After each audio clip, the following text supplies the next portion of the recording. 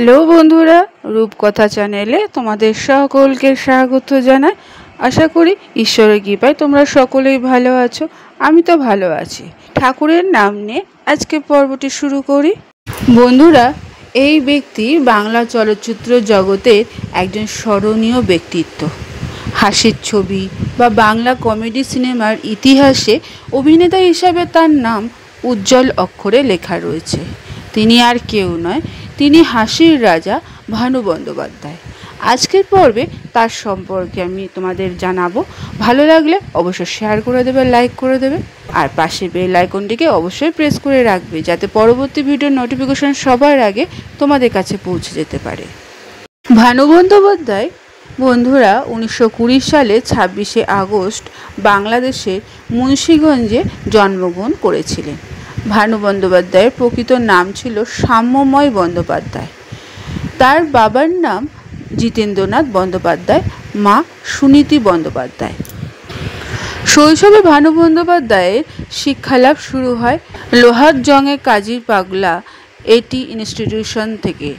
পরবর্তীতে তিনি পোকোজ স্কুল এবং ঢাকার সেন্ট গ্রেগরি হাই স্কুল থেকে পড়াশোনা করেন। ভানু বন্দ্যোপাধ্যায় জগন্নাথ কলেজ থেকে স্নাতক স্তরে ডিগ্রি লাভের পর 1950 সাল নাগাদ তিনি কলকাতায় চলে আসেন এবং আয়রন অ্যান্ড স্টিল কন্ট্রোল বোর্ডে কাজ করতে শুরু করেন। ছাত্র হিসেবে বরাবরই তিনি উজ্জ্বল ছিলেন। ছাত্র অবস্থায় তিনি স্বাধীনতা সংগ্রাম এবং এই সংক্রান্ত রাজনৈতিক কর্মকাণ্ডের সঙ্গে জড়িয়ে পড়েছিলেন। ভানু বন্দ্যোপাধ্যায় অভিনয়ের জীবন শুরু হয়েছিল ঢাকায় একজন হাস্যরসিক মঞ্চশিল্পী হিসাবে। প্রথম দিকে বিভিন্ন ছোট বড় অফিস অনুষ্ঠানে এবং পরবর্তীকালে তিনি বৃহৎ মঞ্চানুষ্ঠানে অভিনয় করেছেন। 1943 সালে তার প্রথম গ্রামোফোন রেকর্ডে ঢাকার গারওয়ান মুক্তি পায়। এটির সাফল্যের পর প্রতি বছর দুর্গাপুজোর সময় তার একটি করে রেকর্ড মুক্তি পেতে থাকে। 1947 সালে তিনি দেবী মুখার্জি ও সুমিত্রা দেবীর অভিনীত অভিযোগ ছবির মধ্যে দিয়ে আত্মপ্রকাশ করেছিলেন। তার প্রথম উল্লেখযোগ্য অভিনয় চোখে পড়ে 1952 সালে নির্মল দে নির্মিত বসু পরিবার ছবি থেকে, যেখানে তিনি একজন পূর্ববঙ্গীয় ব্যবসায়ীর চরিত্রে অভিনয় করেছিলেন। পরের বছর 74 ছবিতে তার অভিনীত কেদার চরিত্রটি তাকে খ্যাতির শীর্ষে এনে দেয়। তার মাসিমা মালপোয়া খামু এই ডায়লগটি অত্যন্ত প্রিয়।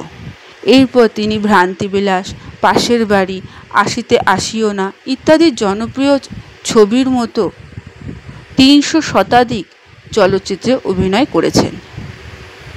তার অভিনয়ের বৈশিষ্ট্য ছিল পূর্ববঙ্গীয় বাংলা ভাষার বহুল ব্যবহার, যা তাকে একজন কমিক শিল্পী হিসাবে পরিচয় দিয়েছিল, প্রতিষ্ঠিত করেছিল। বন্ধুরা, পরবর্তীকালে তিনি তার প্রিয় বন্ধু ও হাস্যশিল্পী জহর রায়ের সঙ্গে মিলিত হয়ে কমিক সিনেমা ভানু পেল লটারি, ভানু গোয়েন্দা, জহর অ্যাসিস্ট্যান্ট ইত্যাদি ছবিতে অভিনয় করেছিলেন। হাস্যশিল্পী হিসাবে বিখ্যাত হলেও তিনি মূলধারার চরিত্রেও অভিনয় করেছিলেন। গল্প হলো সত্যি ছবিতে, জমালয় জীবন্ত মানুষ, মিস প্রিয়ংবদা, পার্সোনাল অ্যাসিস্ট্যান্ট, আসিতে আসিও না ছবিগুলিতে তিনি প্রধান চরিত্রে অভিনয় করেছিলেন। পরবর্তীতে তিনি গড়ে তোলেন তার নিজস্ব যাত্রা দল মুক্ত মঞ্চ, যারা এটি বড় সময় ধরে সারা দেশে ঘুরে ঘুরে মঞ্চ অভিনয় করত। ভানু বন্দ্যোপাধ্যায়ের বিবাহ হয়েছিল জনপ্রিয় সঙ্গীত শিল্পী নীলিমা মুখোপাধ্যায়ের সঙ্গে। তাদের সন্তান 3টে ছিল, যথাক্রমে বাসবী ঘটক বন্দ্যোপাধ্যায়, গৌতম বন্দ্যোপাধ্যায়, পিনাকি বন্দ্যোপাধ্যায়। তারা প্রথমে টালিগঞ্জের জুবলি পার্কে বসবাস করত। পরে 1960 সালে রবীন্দ্র সরোবরে 42A চারু এভিনিউতে স্থানান্তরিত করে।